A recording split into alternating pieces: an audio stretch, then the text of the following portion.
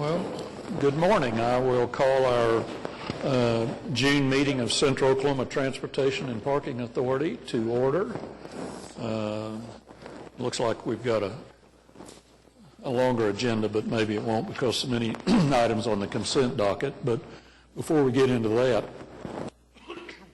excuse me, we've got a presentation from the Planning Department on active transportation planning initiatives, and John Tankard, I think. John, are you ready to make a presentation?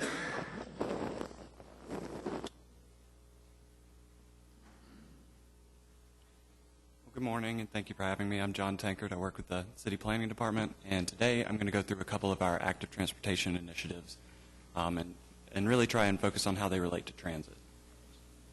The first of which will be Bike Walk OKC. It's our new pedestrian and bicycle master plan. And then I'm also going to talk about a transportation safety campaign we're working on called Watch For Me OKC. So first off, Bike Walk OKC is an implementation component of Plan OKC, the city's new comprehensive plan that was adopted by City Council last year. It's also the first ever bicycle and pedestrian master plan for Oklahoma City, and the plan also functioned as an update to the 97 Trails Plan, as well as the 2008 Bicycle Transportation Plan. And so from Plan OKC, we drew from the goals of that plan to inform our processes. And so these are three of the main goals that drove that process. The first of which is that we have a transportation system that is safe and that it is convenient and provides a variety of modes for all users. And so public transit alone covers the bus, bike share, streetcar in the future, as well as the ferry. And so working with Embark and the different components of Cotpa is very important to achieving that goal. The second one is that the bicycle will be used as a form of transportation, not solely as recreation. And in terms of transit, the first and last mile of a trip is often made by bicycle, and so that's a component of our plan as well. And then the third and final goal is that we have a complete network of sidewalks that are usable and accessible. Our planning process has gone on for just about a year now. We started meeting with the steering committee last May and have had kind of a punctuated approach to that throughout the process. We had a long period of public outreach, and the planning process itself involved a lot of research into our existing conditions and also kind of how we match up to cities around the country. And then we did a lot of analysis to kind of determine what the product of this plan should be, and right now we're kind of finishing up the document preparation. Our public outreach involved going out to different locations around the city and promoting both the safety campaign and the bicycle and pedestrian master plan, asking people to take our survey. And we took that opportunity to talk to people about existing conditions and find out what their wants and needs are as far as active transportation go. And this survey shows the results, or this map shows the results of our survey. We had more than 1,700 people respond citywide. Every zip code had responses from it, but we did have kind of a more dense response in the inner city, where our people who rely more on public transit and active transportation live. And of the people that were surveyed, some of the kind of key results were that only 1 in 10 rated conditions for walking and biking as satisfactory today, but greater than 90% felt that was something that's extremely important to address. And some of the reasons that were given for not feeling comfortable walking or cycling, they can kind of be grouped into 2 categories. The first of which is interactions with motor vehicles, whether it's heavy traffic or individual aggressive motorists, and then also infrastructure. So when crossing the street, is it safe? Are we able to interact with traffic safely? Do we have infrastructure, and if it exists, is it maintained well? So I'm going to get into the pedestrian side of the plan here, and I just want to emphasize that this plan was aimed at addressing all types of users of the system, whether that's able-bodied people, people in wheelchairs, as well as visually disabled people.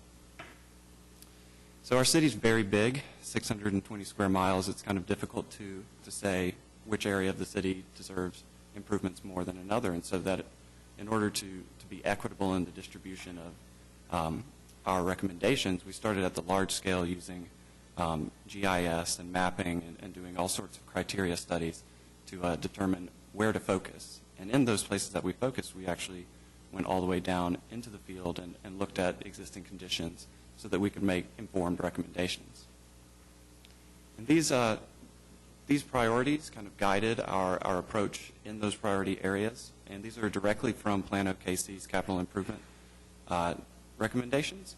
And so the first of which is responsive populations. In this case, that's going to be people who may not have access to an automobile, people who choose not to drive, or people who just want to walk or bike on any given trip.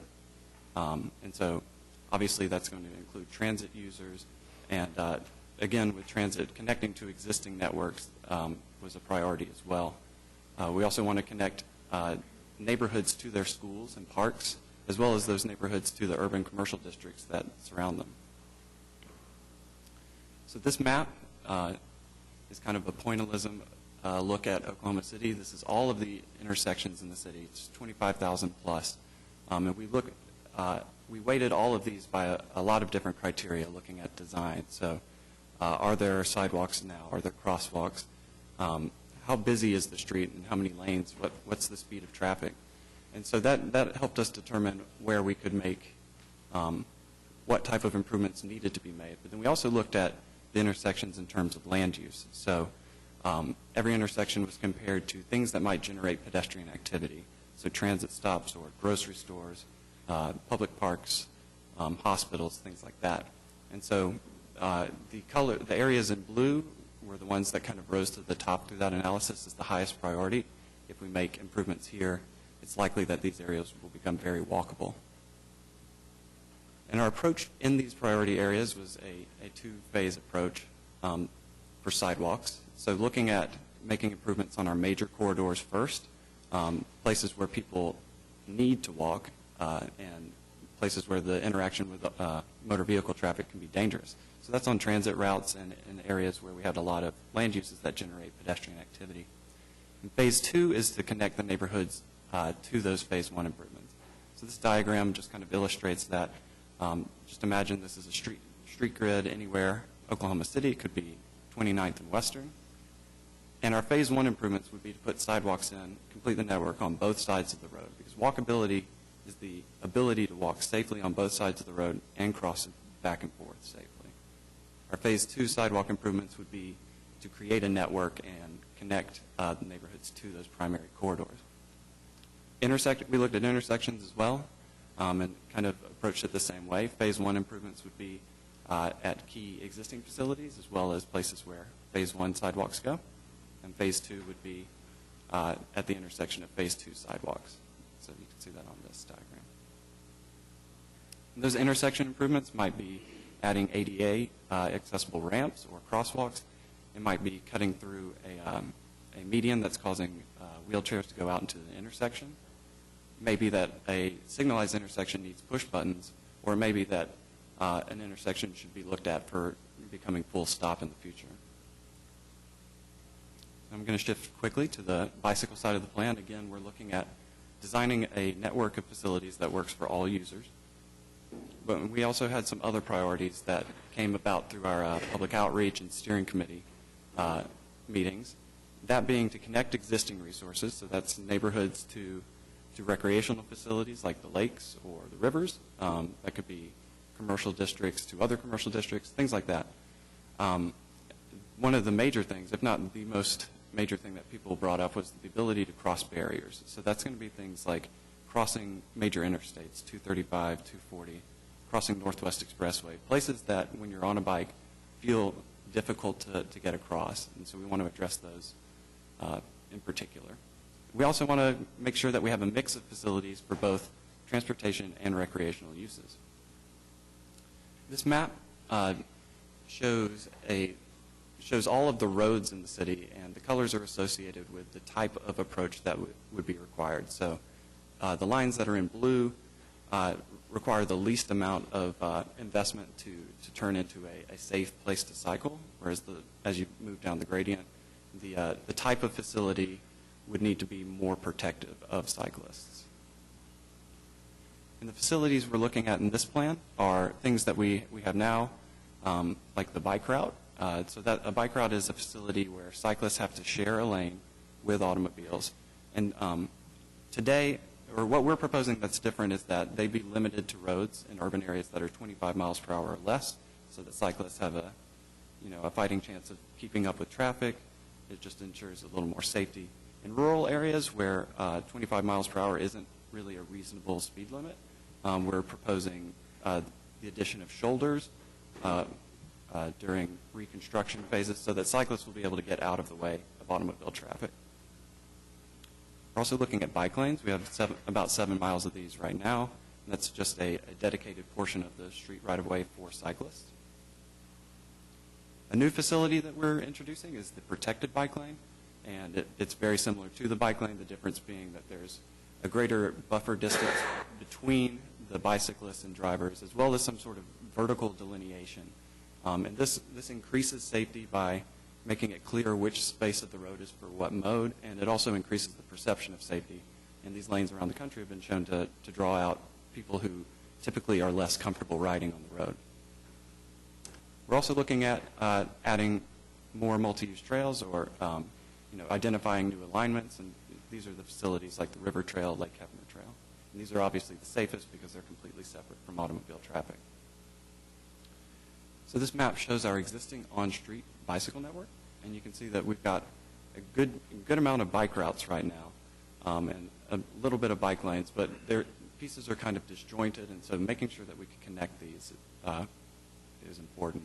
When we add in our existing trails network, you start to see that a network is being created. We also included the I-44 trail that's going to be completed soon in this, as well as the Draper Trail, both of which are funded by MAPS 3. Okay, and so this map is our proposed new facilities to be implemented over the next 20 years. And what I want to point out here is that the red lines indicate protected bike lanes and the green lines are multi-use trails. These are our safest facilities. And with this network, you'll be able to move across the city from destination to destination in a protected way. Basically, all areas of the city are touched by this. And how these get implemented, that we have prioritization for that as well. And this map just shows the overlay of what we've proposed with the existing facilities. For cycling, we looked at intersections as well, and what I'll point out here is on the left side, a facility called a bike box. This allows cyclists to get into view of motorists so that they aren't at risk of being hit by right-hand turning movements. It allows cyclists to make left-hand turns at intersections and gets them out of the flow of traffic as quickly as possible. In some cases, we want to encourage cyclists to move through an intersection and not turn onto a major road. So this could be something like Independence at Northwest Expressway. And so on the right, we show this approach of putting green paint in the conflict area so that drivers know that this is an area cyclists may be passing through. Okay, I'll move on now to talk about our safety campaign, Watch For Me OKC.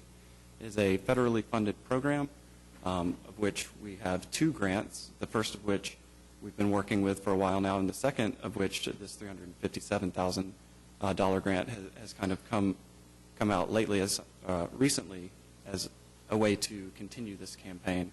And we've been working with Cotpa on getting a match for these grants. They both require 20% match, but it allows us to leverage a good deal of money to implement our plan and safety campaign measures, and it's actually going quite a long way. We've been going out to the public, meeting with schools and health fairs. We're working with YMCA and Chesapeake Energy. There's a lot of interest in transportation safety initiatives and education, whether it's in the private sector, public sector, or nonprofit. We've been very lucky to work with Cotpa on our advertising efforts. We've got Watch For Me OKC logos on Spokie's bikes as well as the buses. We did a public outreach event at the transit center, and this applies directly to our active transportation initiatives because of the increased use in Spokies, the increased interest in Spokies, as well as the amount of bikes that are actually carried on the buses every day. I've seen the data for it, and we've got more than 10 bikes per bus per day. So it's a big deal. It's something that we need to plan for. At these events that we've been going out to, we've been taking promotional items like informational brochures, things like that. And if you all see the reflective stickers in front of you, we've been giving out giveaways to increase people's awareness, mostly flashing lights and reflective gear like that, trying to encourage people to watch out for each other regardless of the time of day. We're also running a radio campaign. Do we have audio? Hi, this is Mick Cornett, the mayor of Oklahoma City. Building a world-class city means making our city more bikeable, walkable, and drivable. This city is for everyone, and our streets are too. Go to watchformeokc.com for more. So we've gotten great reception from that. We've gotten a lot of contact. It's awesome to get to work with the mayor, and public information has been an invaluable help to the Watch For Me OKC process. We've been learning a lot about what it means to run a successful campaign. And so, if you hear us on the radio, we're kind of all over the place there. The last thing I'm going to talk about is our demonstration corridor component of this plan. And I think this is what impacts Embark most directly. So we're looking at the approach of education through implementation. This is to put in protected bicycle facilities, the ones I addressed earlier, in the downtown to connect downtown residents and employees to different areas of the downtown. And so we're looking at 4th Street, Chartel, and Walker, as well as completing a loop through downtown that a portion of it's funded by Project 180. So we've been working very closely with Public Works on how to get this moving forward. And so on 4th Street, this facility will provide direct access to the transit center. And with the increase in cycling that we've been seeing, I think this is the time to make a move there. Not to mention all of the residential development that's going in Midtown, making sure that people aren't having to drive 6 blocks to get to work. If they can ride their bike to work, that's great. If they want to ride their bike to a basketball game, that's great too.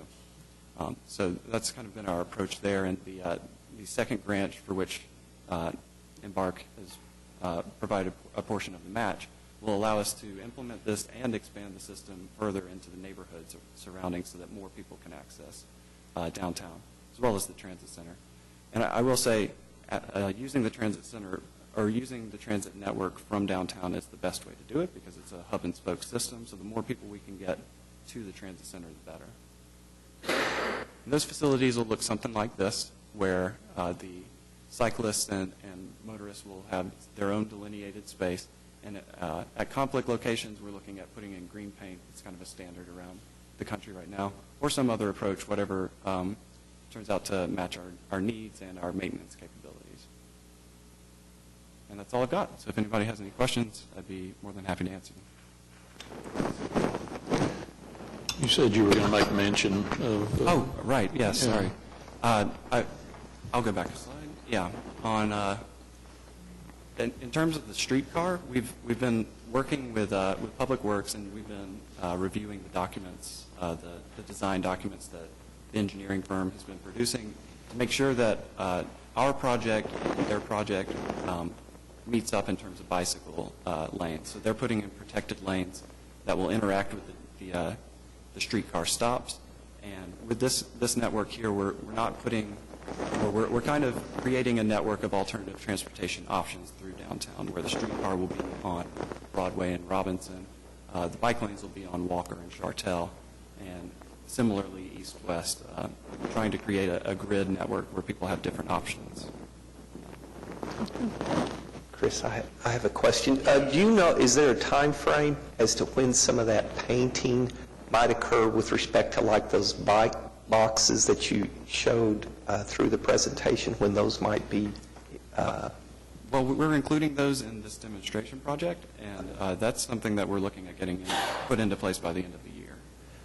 You know, I think it's helpful to have that, not just for the benefit of the cyclists, but also for the drivers, because I think there's a misconception by many drivers that bicyclists should only stay on the, right-hand side of the road and stay, up as close to the curb as possible. But what they don't realize is when they're trying to make a left-hand turn or other instances, they have the same right to the road, and especially through intersections that vehicles do.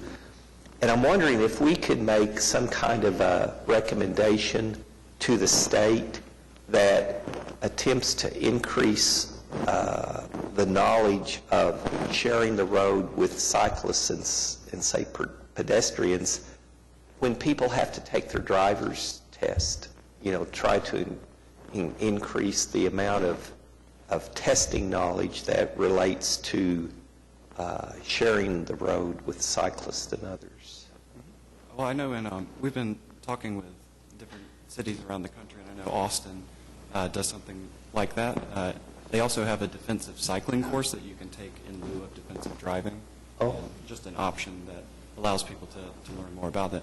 But I agree with you. Any opportunity we can have to communicate how automobiles and bicyclists are supposed to interact on the road is a positive, because most people aren't opposed to it. They just get uncomfortable with the confusion of how they're supposed to interact. Correct. Thank you. When you were 16 and got your driver's license, you didn't learn that? Chris, I don't remember. Chris, I have a question. Okay. I'm curious as to how Chartel was chosen, and I ask that because from about 5th Street to 8th Street, that's a fairly impressive hill. There is a hill there, yes. Well, it is a lower traffic street in the downtown. We want to balance the needs of automobiles and cyclists. It's an existing bike route, and so that was a fairly easy sell to say, we're going to improve the street to a new degree of facility. It connects to the north through Mesta Park and across Glasson. That's a definite plus. It also connects down to Film Row in the south. So heading south on it will be a breeze. I might recommend Walker and Glasson Drive going. Good answer. Thanks. All right. Any other questions of John? Okay. Thank you for your presentation. Thank you very much.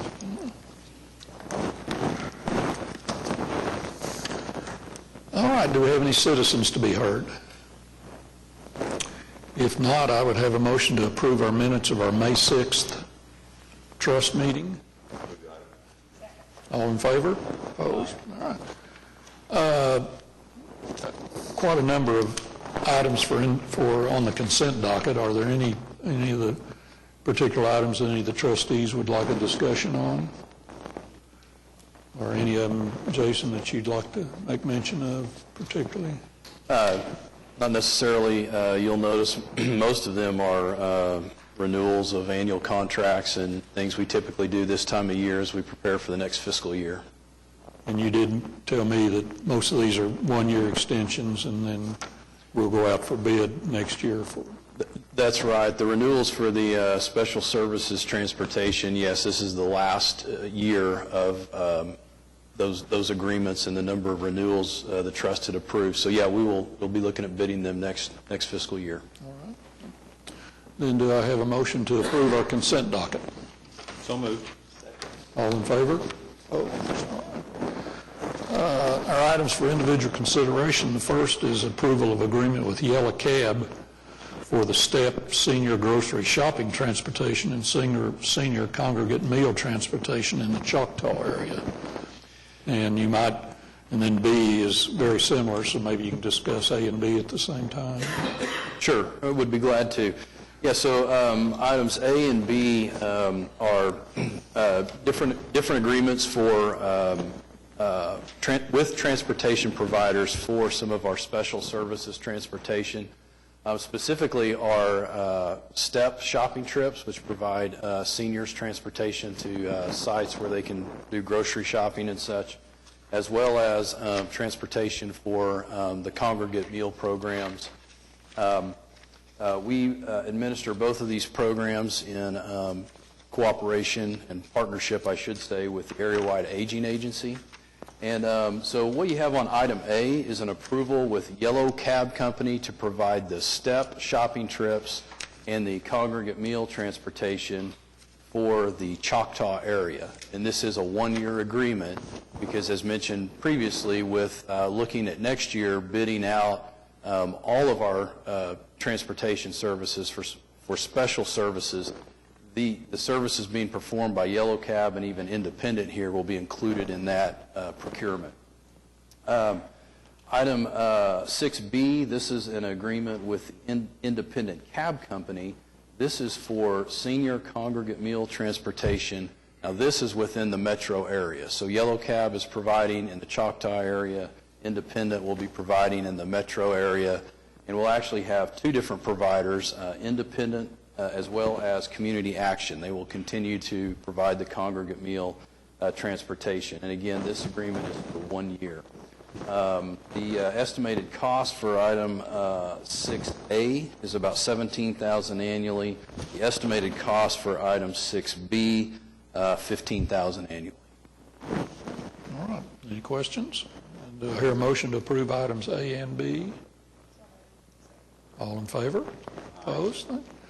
Item C is adoption of a resolution authorizing the open market purchase of security services by off-duty Oklahoma City police officers for the fiscal year 2016-17, but I think Jason's asking for this for 5 years so that we don't have to come back and address this issue. So, yeah, the 5-year open market resolution would allow us just to continue conducting business as we do now, and that is supplementing security at the transit center with off-duty Oklahoma City police officers. So as you're aware, our mission statement, we strive to provide safe parking and transportation services, providing the safest travel environment we possibly can for our customers. Does include providing security at the transit center. We have security at all times that the transit center is open. It's through a contracted service, but the off-duty police officers really are invaluable in helping us supplement that security, particularly during peak times when we have the most foot traffic. So we appreciate the partnership with them, their willingness to work with us down there, and the 5-year authorization would be beneficial in moving forward. all right. Move approval. Second. All in favor? Opposed? Thank you. Item D is approval of a request or an RFP for consultant services to establish a fare policy and authorize the administrator to advertise and release the RFP. Yeah, from time to time, transit agencies, of course, have to look at their fares.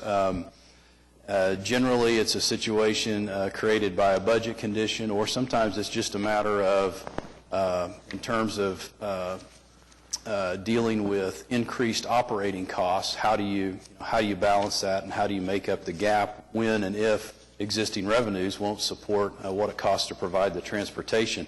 And I think we've done an excellent job in the past in making fare changes when they absolutely are necessary. We've always been mindful to have a public process. We've always been mindful to make sure whatever the fare change is as least of a financial burden to our customer base as we can possibly make it.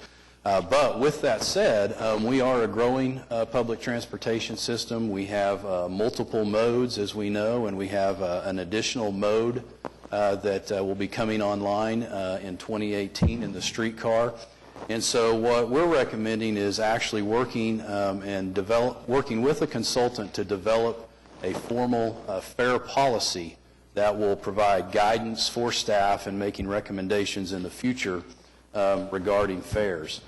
So a few things that we would hope to gain out of issuing this RFP and working with a consultant is, one, being able to have a consultant kind of provide some guidelines for us in our fare in establishing our fares, as well as developing a model or a set of criteria that staff can use moving forward when it comes time to adjust fares in the future. So that would be a big part of it. Obviously, any type of recommendation that we would bring back to the trustees in terms of a fair policy would include feedback from our stakeholders. That's our customers. We are requesting a public process be part of what the consultant does. And then in addition to that, we are also in the RFP requesting assistance in developing recommendations for fair collection and fair restructuring. So I'll talk about those just real quickly. But I think we have an opportunity to look at restructuring our fares, again, particularly in the interest of having multiple modes. So we would like to look at the opportunities to come up with fares for specific modes, such as bus, bike, ferry, but then also how do we come up with a fare that combines modes so that for the customer it's a seamless transaction in paying for a fare to go from bus maybe to streetcar, and then even to a Spokie's bike. How do we make that as seamless as possible? So that's part of what we're hoping to gain from working with a consultant that obviously has put these systems in place and other transit systems.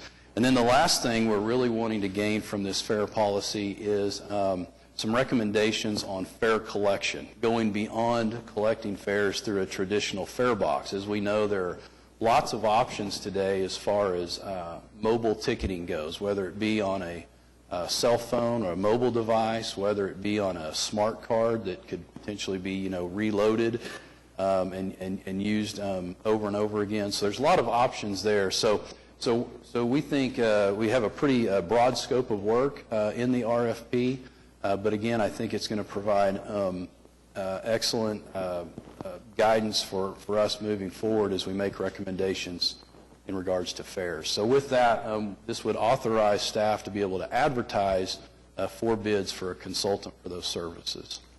Is the criteria mainly to help establish a fair policy for staff to determine fares, or are they going to, is there going to be emphasis on what the fare should be?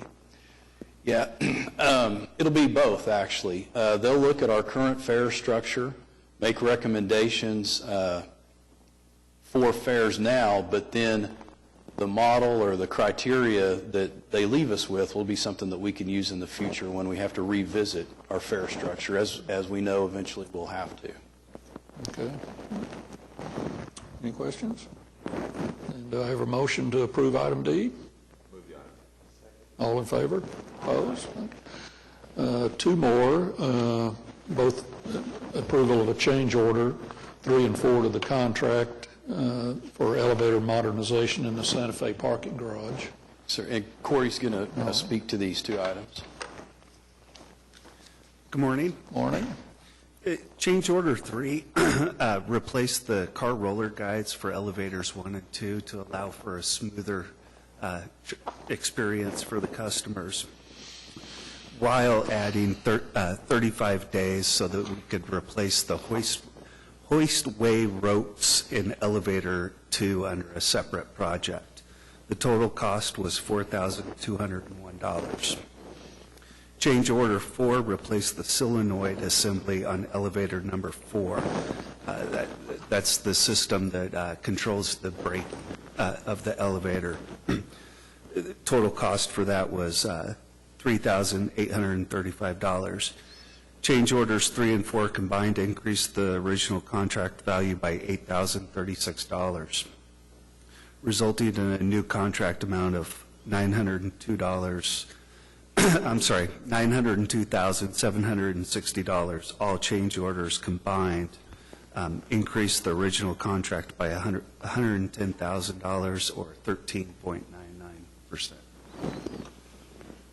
And Jason said that reliability has been pretty good the last month there. It has. It has, yes. Okay. All right. Thank you. Okay. Do I hear a motion to approve item E? All in favor? Opposed? Are you going to speak to item F too, which is approval of final acceptance for the tenant build-out for the Arts District retail space? Yes. Final build-out for Phase 1 is complete. Our tenants are all moved in. The task is done at a total cost of $2,096,421. And the garage is aptly named the Arts District because most of our tenants have something to do with the arts, it looks like, so. Yes, we're just weeks away from Phase 2 and tenant move-in for the last 3 tenants, Well, good. which is exciting. That project is right on schedule as I state that today. All right, thank you. Move approval. All in favor? Aye. Opposed? Next item is ratification of payroll and vendor claims for the period of May 3rd through May 24th. Any questions by any of the trustees, or if there are none, then I would have a motion to ratify. All in favor? Opposed? All right. Financial reports. I think Jason is going to make a few comments on the schedules of revenue and expenditures for the budget to actual for the 10 months ended April 30th, and a couple of the other statements in there, unless trustees have any questions about it. We don't need to cover those much, I don't think. So. Okay. Yeah, I'd be glad to cover the budget and actual through April 30th, 2016. So this is through 10 months of our fiscal year. And the budget to actual is actually the first of the 3 financial reports that are included in your packet. So I'll begin on page 2 of that first report. And this is our transportation operations. I'll hit just a few of the highlights on the revenue side. Looking at our fare box revenue, pleased to report we continue to exceed our budget on fare box revenue. We're at about 103.5% of our budget, or just under $44,000 above what we had projected through 10 months of the year. In addition to that, we might look at the Embark Plus revenue. This is the basically the revenue collected through the fare box for the paratransit service. It's at about 93% of what we had projected, so it is coming in slightly under budget. Not much change from last month when we were at about 93.7% of the budget. Also wanted to mention federal grants. You'll notice the federal grant revenue, we're showing to be at about 94% of what we had projected, or $313,421 less in reimbursement revenue received than what we had budgeted. And again, that's just a function of seeking reimbursement for expenses. So if expenses are less, then our reimbursement is going to be less. So with expenses being down, obviously the reimbursement amounts are down as well. Looking at the state government subsidy line, I did want to just mention this is one we looked at last month, and I had indicated there was an issue with the timing. We had actually received, I believe, the payment early, and we were showing to be significantly over budget. As you can see now, the budget is caught up with the timing of the payments received from the state, so now we're essentially at 102% of the budget versus almost double that last month.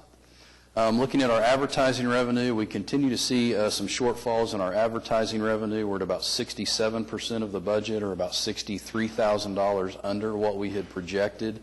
And, you know, realistically, I think we talked about that a little bit last month, but realistically, we probably don't expect any significant change in that through the remainder of the fiscal year. And then the last revenue category I'll talk about is the revenue received from the City of Oklahoma City's general fund. You'll notice that our original budget projection had us at about $15 million through 10 months of the fiscal year. We've actually drawn about $14.5. And this is a situation where because about 57% of our funding for operations is provided through the City of Oklahoma City's general fund. We understand there is some pressure on the general fund this year with sales tax revenues coming in below projections. So with the savings that we'll get to here in a minute on fuel, but with the significant savings that we've seen, particularly in fuel, we don't necessarily need that full budgeted general fund amount in order to support operations. So we are looking at holding off on drawing that full budgeted amount, and the expectation is if our fuel savings hold, which they should over the next couple of months, that we'll actually be able to draw about $1 million less than what we had initially projected in that general fund payment. So those are the major changes or variations on the revenues. I'm looking at the operating expenditures on the transit side. Just quickly, you can see most of our savings is coming from personal services or personnel expenses. We're at about 91% of the budget. That is up from last month. We were at about 88% of the budget, but nonetheless, we're seeing some substantial savings there. We are working diligently to fill positions. I mean, the majority of that savings is created from vacant positions, and so we still have vacant bus operator positions. We know we've had multiple retirements this year, but we are working diligently to fill positions in some of those areas. And then in fuel, as I mentioned, we're at about 45% of our budgets. We have over $1 million through 10 months of savings. Overall, though, looking at our operating income or our revenues in excess of expenditures, even with reducing the general fund payment amount, we're at about over $2 million of revenues in excess of expenditures. So we're still in very, very good shape on the transit operations. Looking at the next page, page 3, our parking operations, again, a couple of revenue categories to talk about. Monthly contract revenue continues to exceed our budgeted projections. In fact, the revenue amounts in terms of budget to actual are almost unchanged from what they were last month, percentage-wise. So we're at about 105% of the budget, or $235,000 ahead of what our projection was in monthly contract revenue. Our transient revenue is also coming in above budget. And then you'll notice our event revenue is actually coming in under budget. We're at about 87% of the budget.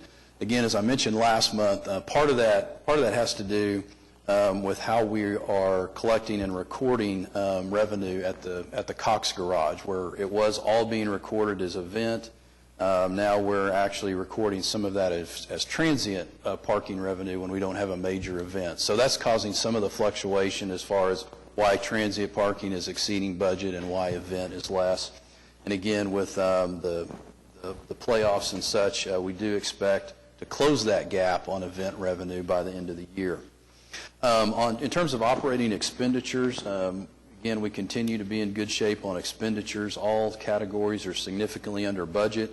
I did want to disclose that on our parking garage operations, this is the operating reimbursement that we pay to Republic each month. I did want to let you know that actual expenditure to date column of $1.77 million reflects 9 months of reimbursement, and this financial is through 10 months of the fiscal year. So, and that just has to do with timing of payments and such to Republic. So, if you added in an additional month, that parking garage operation expenditure would actually be about $1.9 million, and that would put us right at 98% of the budget. So we'd essentially be right on target.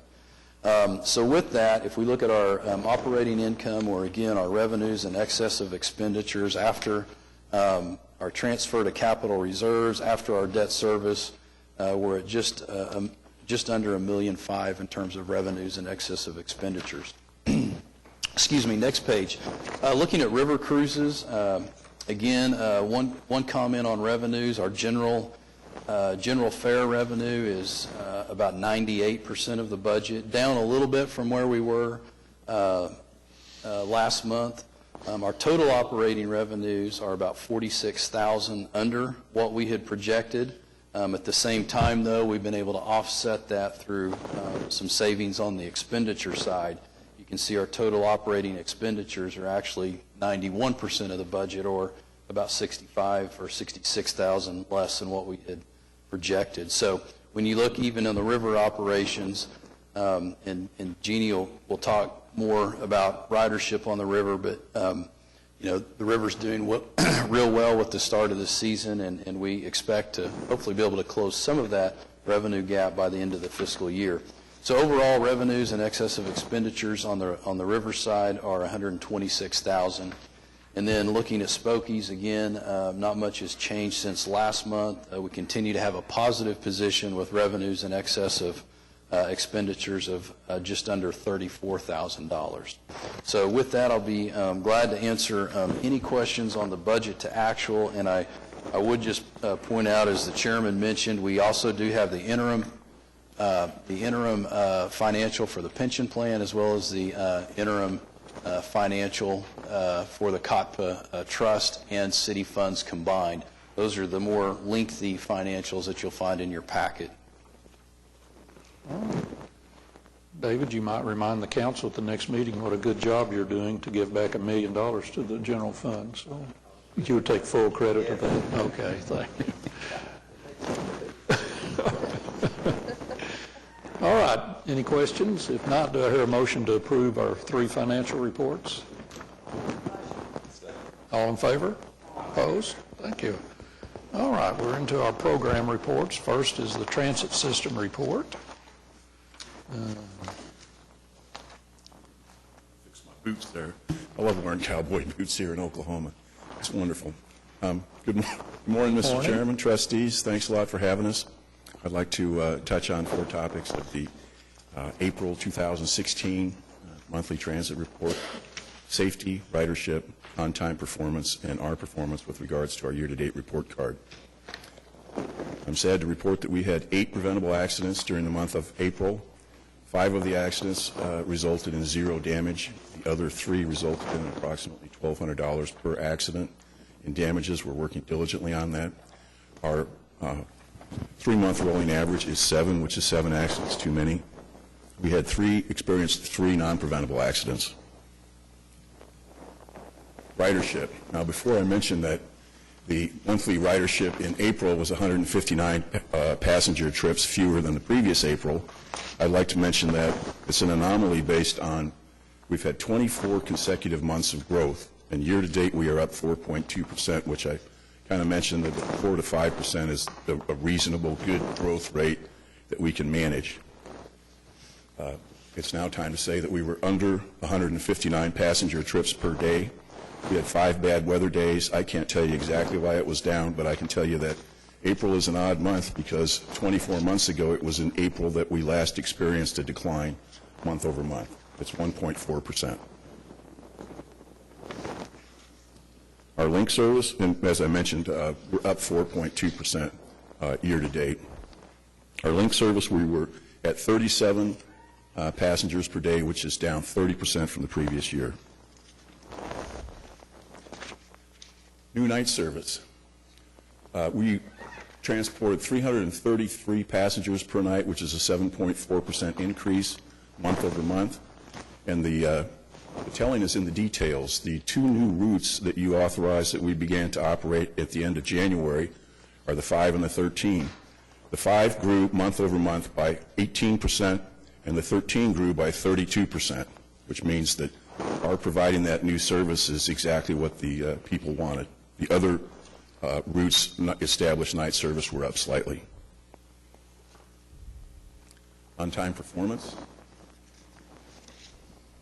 On-time performance for April was 66.3%, which is a 3.4% decrease compared to April 2015, and a 2.6% decrease from the previous month.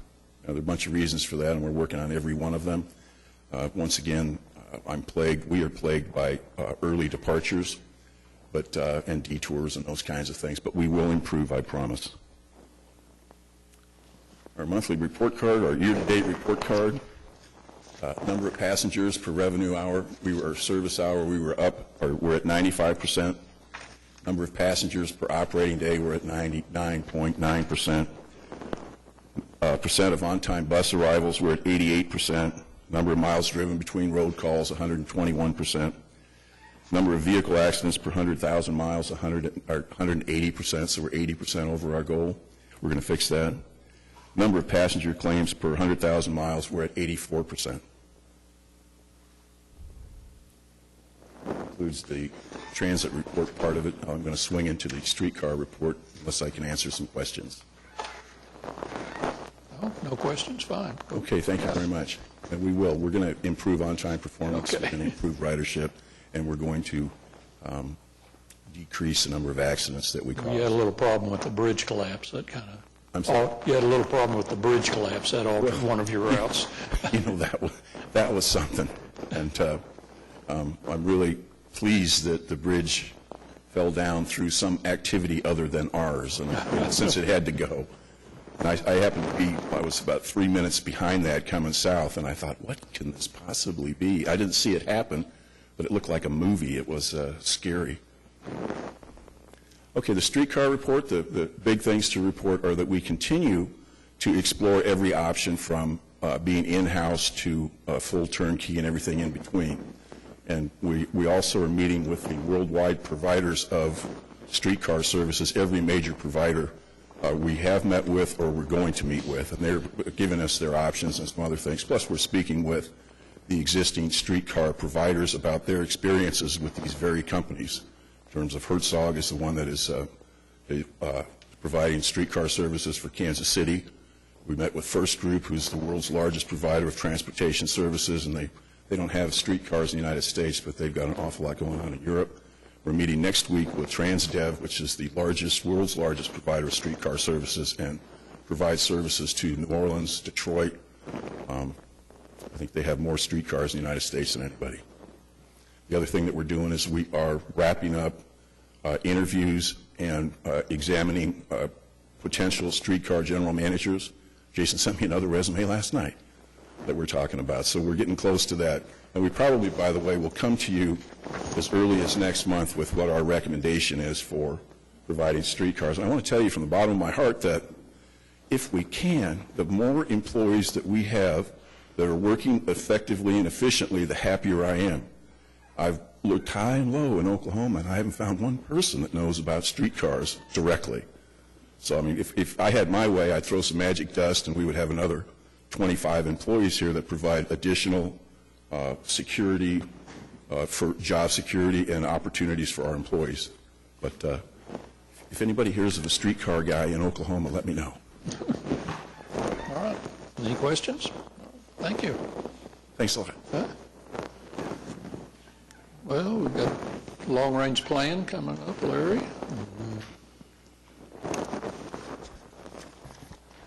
Yes, I want to kind of basically give you just the fast five, basically the update on the transit-oriented development grant, also about the GO bond planning that's going on, our grant application for two types of buses, a little bit on Van Pool, and then end on talking about ACOG and the long-range transportation plan.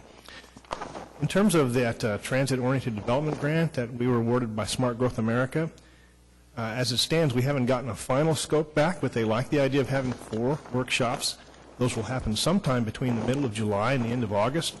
We hope to basically close all this in the next 2 weeks to know exactly how many. So that's gone along well, and we've actually engaged the Oklahoma City Planning Department to kind of find out about things they would like to have, because since it's transit-oriented development, it has a lot to do with helping to implement the Plan OKC. For general obligation bond planning, we're doing really what all departments are doing. We're really looking at our most needed types of activities or projects that might be helpful to us, and so we're trying to develop that kind of a list of needs.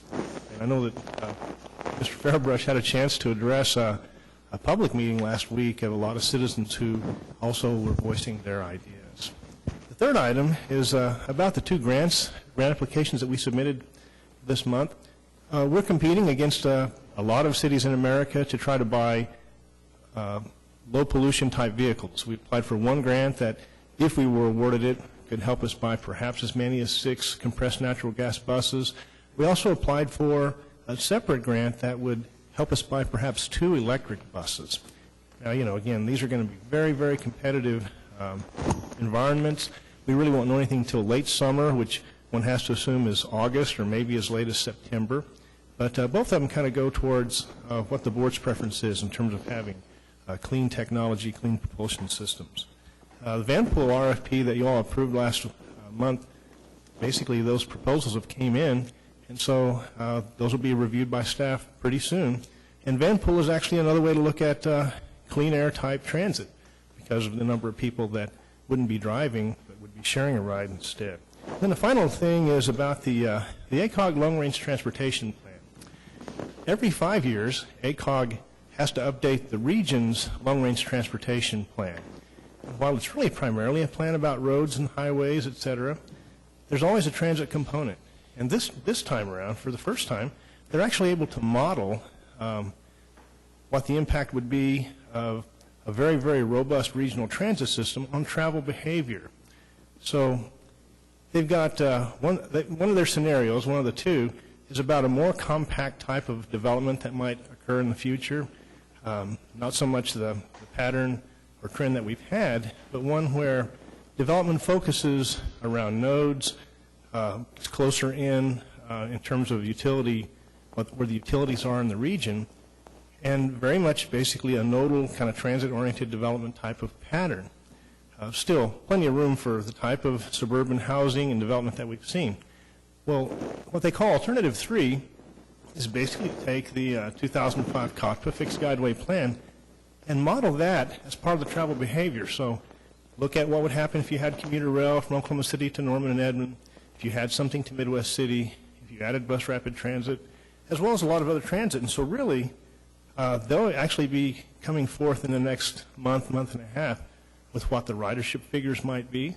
So, we've been working with them on the plan, and this is actually kind of a key number that will come out. So we will see what comes.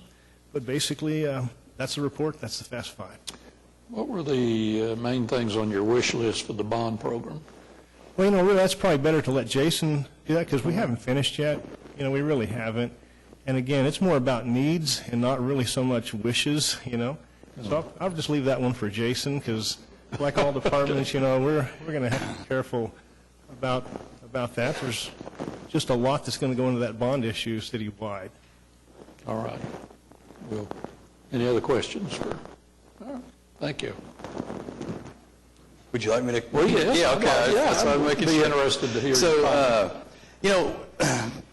we're working on our preliminary list. As Larry said, we met with staff. We have a lot of ideas, but primarily we're looking at focusing on fleet and transit facilities. And when we talk about transit facilities, in particular, stops and connections to stops. So, again, thinking of the GEO bond program as kind of some of those, needs versus wants. We feel strongly, and we'll be making recommendations that, to really take to really develop the system that we have. There's lots of improvements that we can make in fleet with bus replacement and potential fleet expansion to offer more frequency in the future. And then also looking at our bus stops, not only bench locations, but new shelters and the sidewalks and curb cuts and automated signals that go along with them. So that's kind of been our primary focus, and that's what we intend to move forward. And I think there's taking that approach, there's a lot of partnership opportunities with other departments, particularly when you think about projects to help develop the pedestrian and bicycle connections along with transit stops. We have partners we can work with in planning and public works, even with general services from an ADA perspective. So there's a lot of partnership opportunity there. So, all right. Parking report.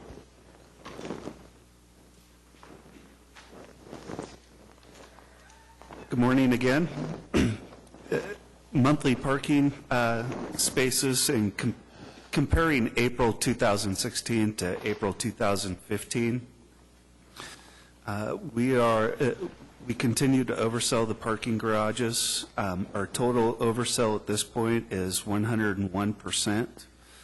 We have sold 5,172 parking passes in the entire system.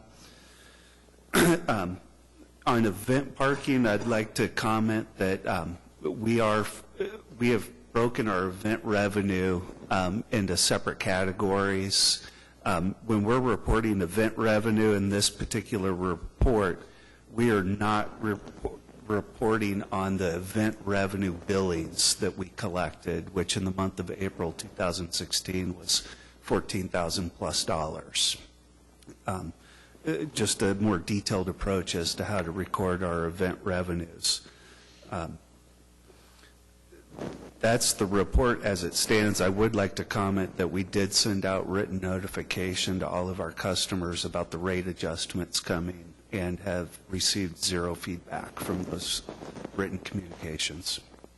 Have you come up yet with any of the major parking groups about transferring to the Arts District garage at a different fee? I have not been contacted about that. Have we contacted groups? I have reached out to that particular group, and they have not responded. Okay. All right, thank you. Any other questions? Any? Marketing?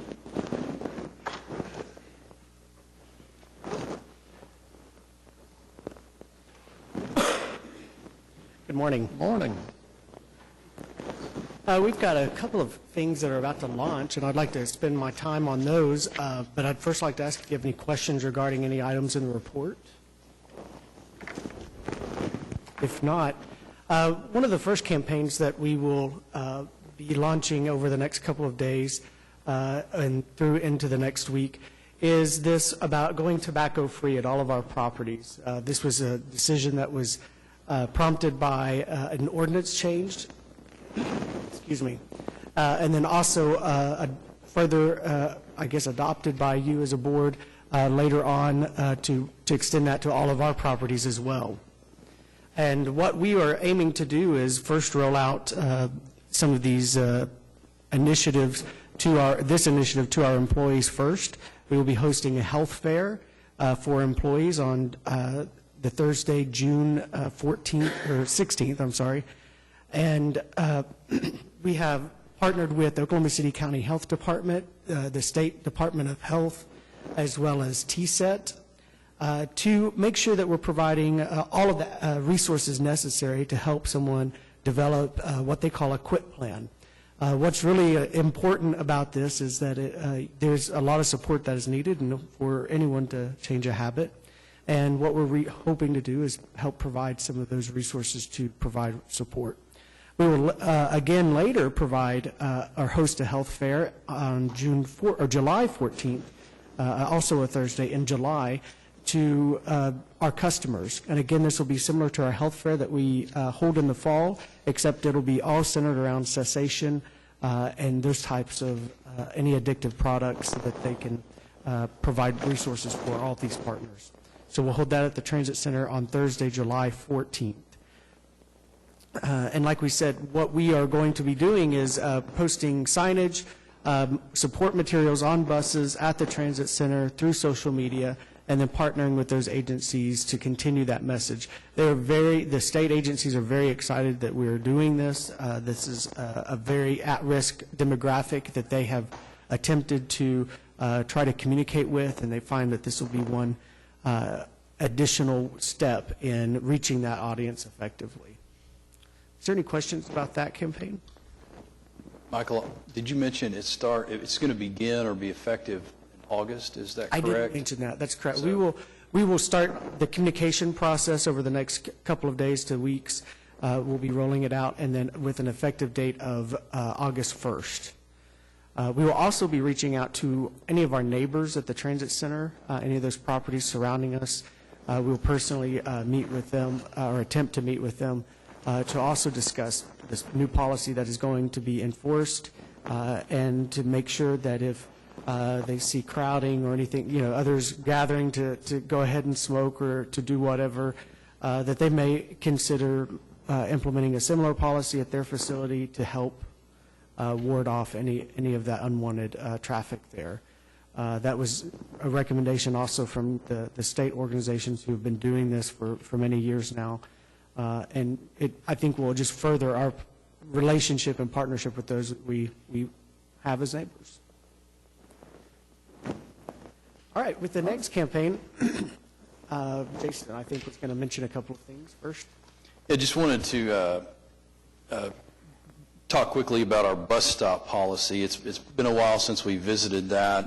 As you'll recall, the board actually adopted a bus stop policy back in December of 2014, and the bus stop policy was focused on several things. I mean, obviously providing ample, convenient, safe stops for our customers. Also, the policy incorporated several recommendations from the the transit system analysis conducted by Nelson Nygaard. And two of the main things that they had mentioned in there was you've got to space your stops a little bit further apart and more equally distributed throughout the routes in order to be able to maintain the frequencies they've proposed. So when Kevin has mentioned our challenges with on-time performance, this last phase of implementing the bus stop policy we think will help that as well. The other thing that was mentioned in that transit system analysis was visibility of the bus stop signs. There was just some of the comments were that our previous signage just wasn't real visible. It really didn't stand out from other traffic signage, and now we hope with our beautiful blue Embark bus stop signs, they're much more, and we think they're much more visible. So we've kind of worked through the list as we have with a lot of the other recommendations. We've worked through that list. We've replaced all of our signage. They're all the new colors. And the final thing we have on that list for that bus stop policy is actually to begin stopping the bus only at designated stops. And this is common in other transit agencies. It's part of the recommendations that we've received. And so this kind of the last phase of the bus stop policy, again, it's going to start with educating our customers and trying to demonstrate the benefits of stopping only at stops, because we believe it does provide a higher level of customer service and a safer level of service. And so just a few comments on that, just to kind of revisit our bus stop policy and why we're doing some of these things. So thank you, Michael. Yeah, so our approach here was to take a very lighthearted stance in the way we communicate this message. What you see here are support materials. The larger would be a shelter poster, and then also like a social media graphic or a digital web graphic. And then we've got two short little video clips, and my success with video has not been great in the past, so we're hoping it works well today. I think Chip's helping me out here. Make sure it starts at the beginning there.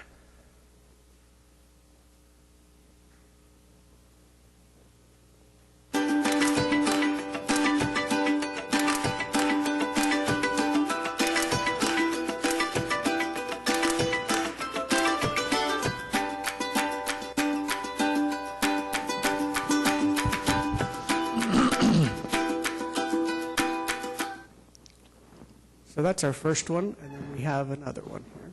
A little different perspective from on the bus.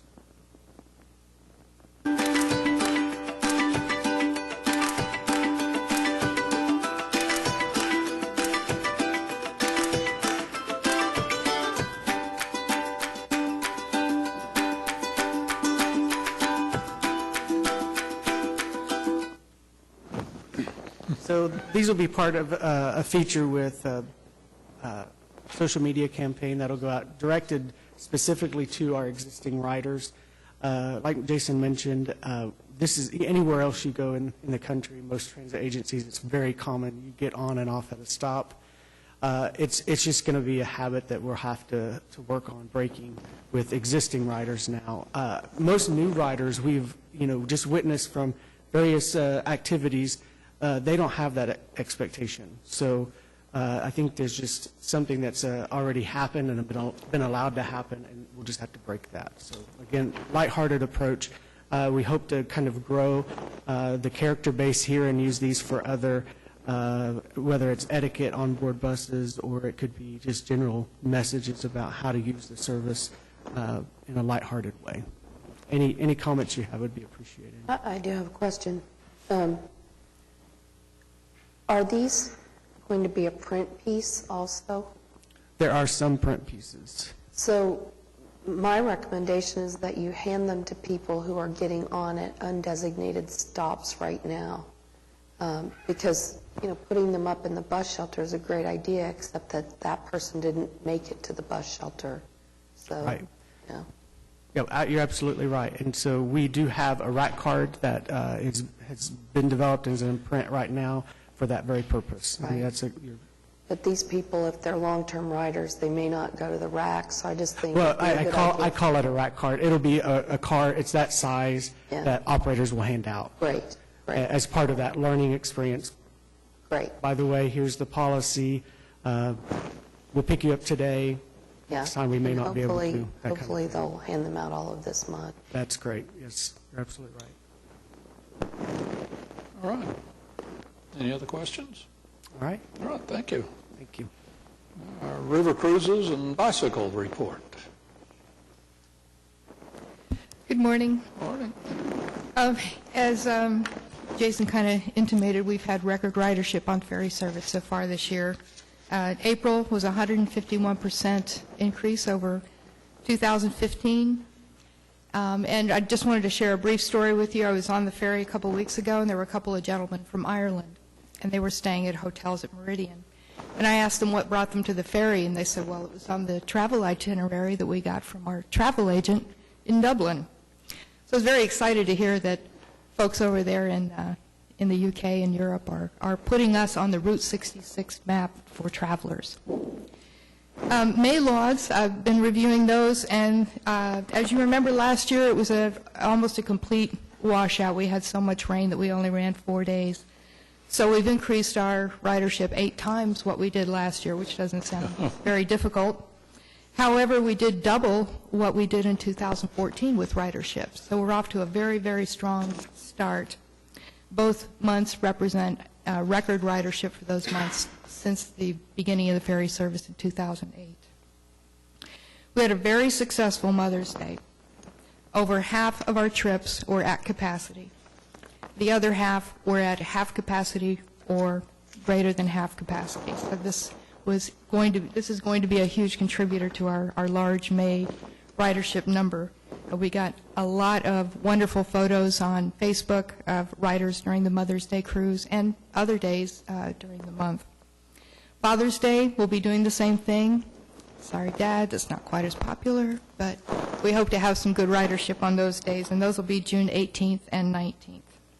And on those days, fathers ride free, and hopefully they bring the entire family with them, so we get some strong ridership. Sunset cruises begin this weekend. We're running them the first 3 Fridays of every month, June through September, and for this month, the first 2 weekends are completely sold out. So get your ticket now for that 3rd weekend. Staff gave a brief report on Oklahoma River Cruises activities at the River Stakeholders meeting earlier this week. At the meeting, there were reports on the Wheeler District project, who are about to complete their Ferris wheel project. That's going to open up July 4th weekend. We also heard about progress on the equestrian facility at Agnew, River Sport Adventures and the projects they have going on, and a gentleman from the American Indian Cultural Center and Museum was there to give a report on that project. These represent very important projects to us, as for us to increase transit, we need to increase the number of destinations. So all of these projects represent potential future landings for Oklahoma River cruises. And Spokies, this weekend is Tenacity. It's the Oklahoma City Pro-Am Classic and H&A Night Market, and Spokies will have a presence there. We're also participating in Free Fare Fridays. If you check out a bike on a Free Fare Friday, your fees are refunded the following day. And we participate in Full Moon Bike Rides, where we rent bicycles to people that want to participate in the Full Moon Bike Ride but don't want to bring their bicycle downtown. We provide the bike for $5 for the event. And that did well for us last year, and we expect it to do well again this year. Progress continues on the acquisition and installation of the new Spokies bike share system. We had 50 bikes delivered a few weeks ago, and 20 of them are completely assembled and ready to roll. The station installation is scheduled for the beginning of August. Replacement of this current system with a B-cycle system allows us to consider being part of the B-connected network. This could be a very good thing for us. What it does is if you buy an annual membership at any B-cycle city, you can use that membership in any other B-cycle city. So this increases our ridership, and we're able to then collect usage fees for those that go for longer trips on their memberships. So we're hoping that will put more of our bikes out on the street where people can see them and become interested in joining our bike share system, and help us to promote a more healthier way of getting transportation through the downtown area. And with that, I'll be happy to answer any questions. All right, thank you. All right, do I hear a motion to receive our program reports, please? All in favor? Opposed? All right, any items from the trustees? Jason? One quick information item. Just as a reminder, in March, the Board of Trustees approved a contract for CNG fueling facility engineering services. I just wanted to report out that after approval of that agreement, the engineer and their firm, their representatives were on site the next week. They've completed their immersion process. They've provided us a draft of what I would call not necessarily a preliminary report, but just kind of a report of their observations of the general site and conditions and some real early recommendations. So we're continuing to work on that project, and just wanted to provide a quick update, even though we didn't have anything official for the trust to receive today. All right, thank you. All right, if nothing else, we're adjourned. Thank you.